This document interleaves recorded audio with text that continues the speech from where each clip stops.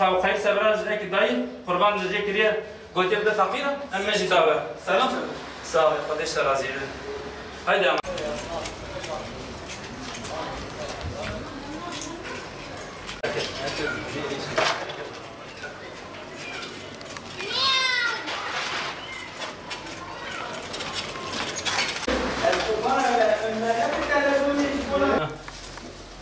بقر برم tamam.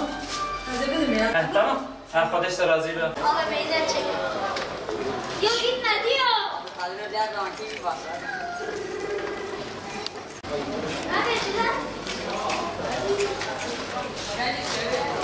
Umut Kervan'dan geliyoruz. Oradan eşini alıyoruz. Tamam mı? Hadi Allah'a emanet. Hadi sağ olasın. Allah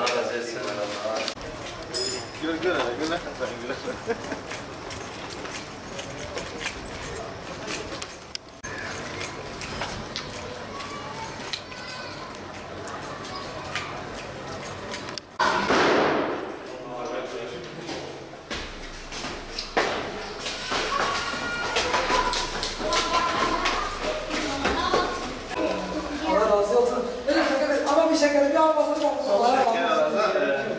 Şekerler.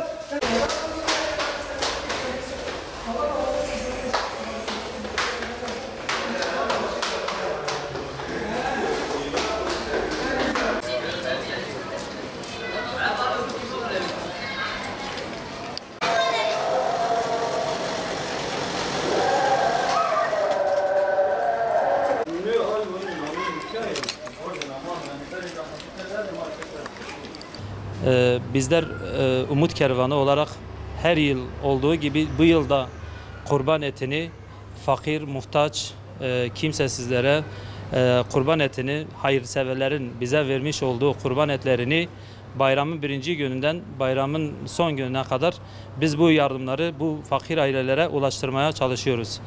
Herkes aynı şekilde bizim Yasin Börü ve diğer kardeşlerimizle beraber onlar da aynı Kurban Bayramı'nda hunharca katledilmişti ve biz de onların o davasında tekrar devam ediyoruz ve Allah'ın izniyle bundan sonra da bu kurban etini bu fakir, ihtiyaç sahibi olan ailelere ulaştırmaya devam edeceğiz.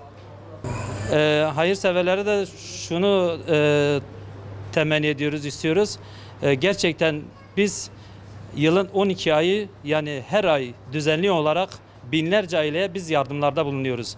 Ve bu yardımları yaparken de hayırseverlerin o bize verdiği bağışlarla biz bu yardımları yapıyoruz.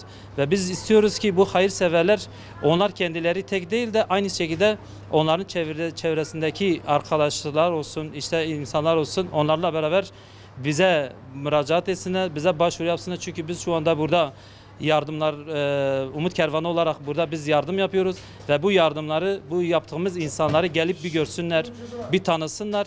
Allah'ın izniyle insanların kalbi mutmain olur. Allah'ın izniyle insanlar da daha çok yardıma olur. Çünkü bize şu anda binlerce kayıtlı olan aileler ve o kadar da binlerce de bekleyen aileler var bizde. Ve bu şekilde biz Allah'ın izniyle her ay olduğu gibi hem nakdi hem de aynı yardımlarımızı biz devam ettiriyoruz.